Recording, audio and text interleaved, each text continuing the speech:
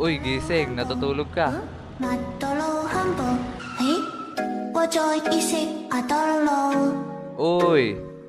Uy, 多 pre. 些麦多 Mat 罗， nga subject natin ngayon eh, no? May assignment ba tayo dun? Pakopya naman dyan. Wala tayong assignment dun. Guys, nandyan na si ma'am. Ay. Ay. Oh, sino na nagkakrush sa teacher dyan? Kaway-kaway. Wow. Okay, class, nakapag-ready na ba kayo ng sarili nyong isosolve na problem? Sinabi ko na sa inyo yan nung last meeting natin na sa Blackboard nyo isosolve yan para ma-share sa inyo mga kaklase.